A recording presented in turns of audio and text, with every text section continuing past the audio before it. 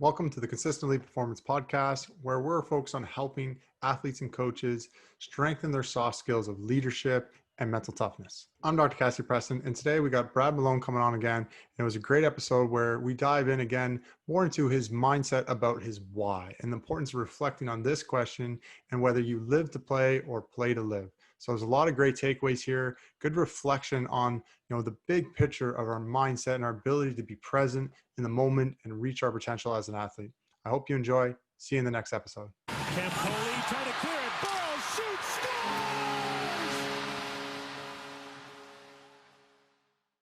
All right, Brad, we're back at it again here. Thanks again for joining. Round two, let's go. I'm ready to.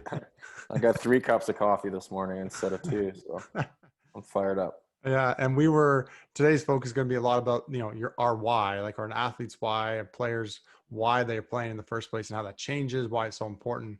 And we were talking a bit about before, and then I'll tee this up for you about like our why, and then that leads to like, do you have guiding principles or limiting beliefs? So our thoughts that lead to how we feel, that leads to whether we're focused on the process or not, and then that's going to lead to how we play, like the actions we take and the results. And a lot of players get mixed up, and they think their why is just about the result, especially as they get to the other levels. So I know one of your other coaches and someone in your life talked about a principle about live to play versus play to live. So I want to throw it to you just about the importance of your why, importance of that question, and what that all means to you and how that impacts you at your level. Yeah. All right. Yeah. I mean, that's a lot That's to a lot, digest. yeah. A lot to digest. I told you I'd tee up. Yeah. I mean, I guess like the biggest thing for me that when we were talking was about like the why, and you got me thinking just about kind of how it's just that question or that answer, I guess, to that question is kind of changed for me over the years. And it was, all I know is from what I've been told, but like, I just know from the youngest I can remember, I love the game. Like it was all I did. It's all I thought about. Like even in the summer, like if, the only other thing I maybe would have had as much passion for was baseball for like a little bit as a kid, but I just like, I look like those are the people in the game. Those are my idols. Like the people who did it, I wanted to be like. I mean, I just lived, breathed, and slept hockey. Like that was all I cared about. And I think, I was a bigger kid, and I had some good success as a kid, and it really, that was my driving thing. Like that's all I cared about, and that really didn't change, I guess, until I met my wife. As crazy as that sounded. So my like whole being and like my whole purpose was like hockey. I just loved it, and that was like my number one priority. Like if you were going to do a list of my life, and like after family, really, but my family was so supportive and wanted the best for me that they were like, you go focus on this because this is what you really love, and we'll support you. So I had a great support system to be able to do that. But until I met my wife, I mean, hockey was my number one priority. So I just like, and now that I'm saying that, it's been so much easier to play and to stay focused and to kind of have like a positive and like grounded mindset since my like number one priority wasn't hockey.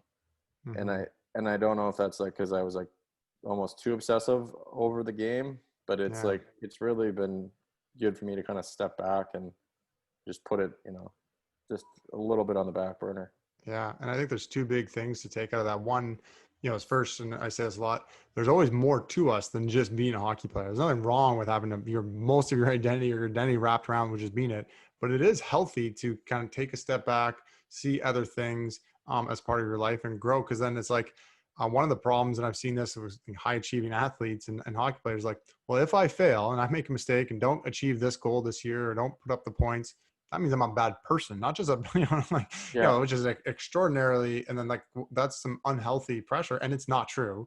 Those are some guiding principles as we've talked about, but there's that aspect to it. And that's why kind of you often see that, change. And I always love it in like sports when like a player has a child, and it just puts things in perspective and they play way better. Like they frees them up, and it gives them more meaning and alternative and additional meanings in their life and whys. And I think the other thing that you talked about, which then probably ties into that, is that, that feeling, right? So it's an internal meaningful why, the love of the game, versus an understanding. Sometimes people think, and they confuse their why, as I alluded to earlier, external, like achievement and Yeah. praise and joy, and which is the result, or a result.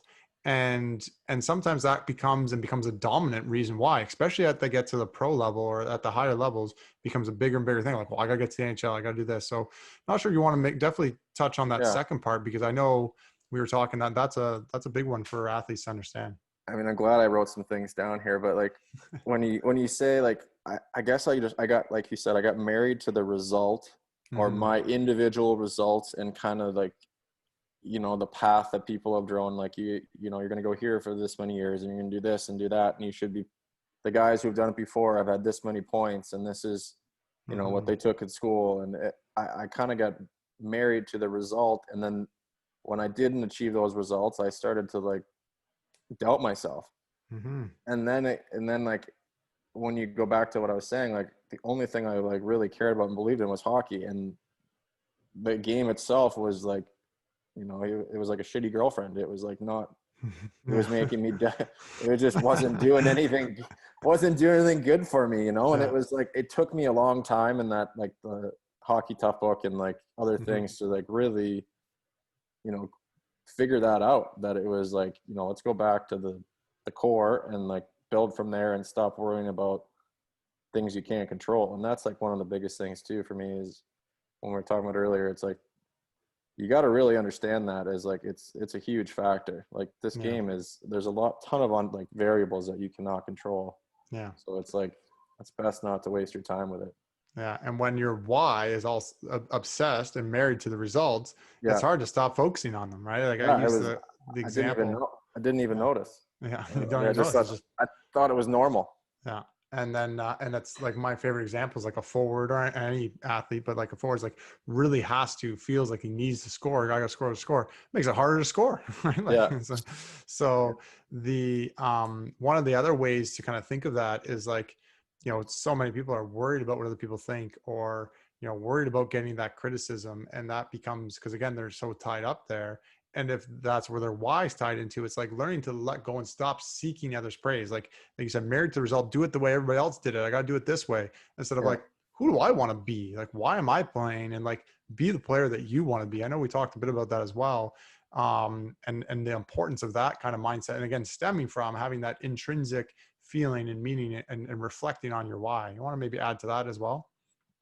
Yeah. I mean, it's funny. It's just like some people, I mean, the people that dictate sometimes what positive, negative results are, they just want the result for the team, whether it's the coach or the general manager or whoever. And it's tough. It's just tough to separate like church and state, and like, being a good teammate and being, supportive of everyone else, but at the same time, like being an individual and, like you said, like kind of understanding your why. Mm-hmm. I mean, it was funny. I'm kind of like, my head's kind of spinning now. I remember like one of my first games in the NHL, I played against my cousin, and he was like, he was one of the guys I looked up to for forever. So we get like, for some reason I got on the ice against him, and we lined up against each other on a face-off as wingers.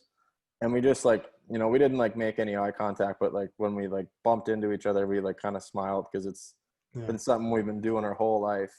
Yeah. And I get back to the bench, and the head coach comes down. I'm a rookie, right? Like, I'm just like still happy to be in the NHL. And he comes down and he goes, "I don't want you to ever smile on the ice ever again. If I see that again, you're done." And I was like, so I took that as like a result, and I applied that to my game for like, the rest of the time with that organization. Like I didn't show any emotion. I was like, didn't get angry. I didn't get happy. I just was like, yeah. No, that's an interesting one. And it's like, it is important to stay even keel, but you do want to have fun. And it's like, it's not, I'd probably discourage that to a degree of like having no emotion at all the time. And like, you're losing the love of the game. Like you see a lot of like everybody's a bit different. You got to know your personality, but you see some of the top guys, like they're having lots of fun out there. Right. Like, I mean, you have to. Yeah. I mean, that's what, like, when you go back to it, that's the why. That's like why we all started playing, was because we loved it and enjoyed it. Like, you always run into I just shouldn't say you always, but there's a couple like instances out there where I played with guys where their parents were like were really hard on them. Yeah. And like they almost pushed them, past their comfort zone and like these guys have like a work ethic and a motor. Like I couldn't even dream about in my sleep. Like they are tirelessly in the gym and working on their body and their game. And like, it's, they're great leaders. And it's funny how some of them have like gone through it and then back to like, oh, I love the game, but they still have like that extra work ethic that their parents ingrained in them, that it's just like, it did get them to the success. And then you see other guys that like get pushed that way and then they're like, I hate this, I'm out of here. Yeah, exactly. Like, it's like, you got to find the reason for yourself while you're doing it. Yeah. And I think what kind of brings us full circle back to that quote of like living to play or play to live. What is that? What was the impact of that on you and still today reflecting on it? Yeah. I mean, it's just a good question to ask yourself. It's like when the guy that phrased it to me, I was a young kid and he was like, I just signed and he was like, what are you thinking? And I was like, all the stuff a regular 21-year-old say when I signed his first NHL contract. He's like, do you live to play or do you play to live? And I kind of like, I didn't really get it at the time, but as you like kind of, as I saw over the last 10 years, like the really good guys that enjoy the game, they like hockey is a part of their life and they live to play because it's their livelihood, but they're not married to the game. And if you're just playing to live, it's almost like he's saying, or he was questioning me, like, are you just playing to get by? Like, is this just another job for you? Like, is this just like a 9 to 5? Is this something that you just show up, put your gear on, go out, play, and then go back and go home and forget about it? And it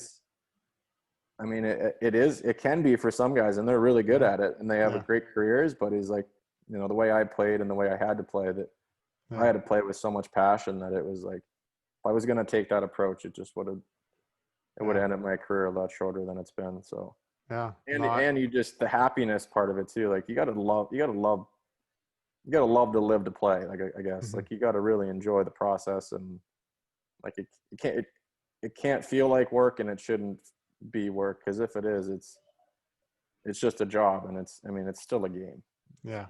No, and that's one of the things we talked about before, just enjoying the process versus just thinking you'll be happy when you get there, right? Yeah. So I know maybe you want to talk to that as well. It's just like, I'll be happy when I get to the NHL or be happy when this happens or I put up these points versus enjoying who you're being along the way would be one of the last things. That's why reflecting on your why is so important. Yeah. I mean, it was funny when we started talking this morning about it. I was like, I guess the pandemic has really made me even look at it again. At the why, like what, and I'm so like fortunate to be able to be doing this as a job, and that it's still a possibility for times like these, but it's like why I do it is because I love it. Like when we were sitting around this summer and this fall, and we were like, are we gonna play again? I was like, oh, like I'm like, what would I be able to do that could fill that hole? Like what's like I've become so like ingrained in the game. I'm like.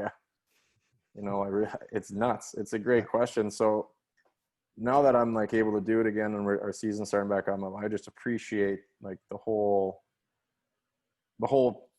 process and the purpose. And it's something that like I won't take for granted anymore. And I just like hope like the guys that I get to work with, I think are all going to be in the same boat for the young guys too. Like I hope everyone gets like a more of a clearer reality of what, how lucky we are to do it. Like you got to feel a little bit of a privilege to 100% to be able to do something. Like it's a little bit of a piece of humble pie where it's not like, this is a privilege. It's not something that like, it's not all right.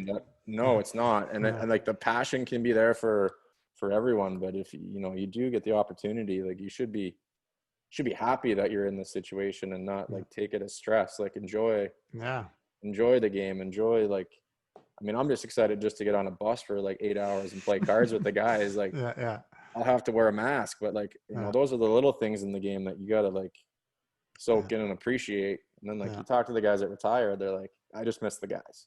Yeah. It's like, you don't miss the game as much as it's the other stuff that the game involves, that if you stop appreciating that, you're going to lose your way. Yeah, 100%. I think, and that's one of the things I've said too, like with the pandemic, there's always an opportunity. One of those opportunities to reflect on your why, reflect on your mindset and coming to the rink with that, being grateful and the privilege and having perspective on what really matters. And so, no, I think you said that really well. And I think we'll leave it there for now, but I'm not sure if you had any final thoughts on just the importance of these questions and working on your mindset. But I appreciate the time, Brad. Yeah, thanks, man. I'm just like kind of the stuff you're questioning. I'm like, wow, and it makes complete sense. It's like, I mean, you put it in such like a black and white, you know, perspective. I'm like, you can't argue that it's kind of something we should all be asking ourselves. I think it's just, I'm pretty fired up actually that I'm like 31 and I'm still like being able to learn and kind of Yeah. go through this. So appreciate you having me and Yeah. teaching me some of these things. Yeah, my pleasure. Yeah, we love trying to take these not so tangible things and make them more clear and understandable and digestible. So, and I appreciate you being able to help share. So, thank you again, Brad. All right, thanks, man.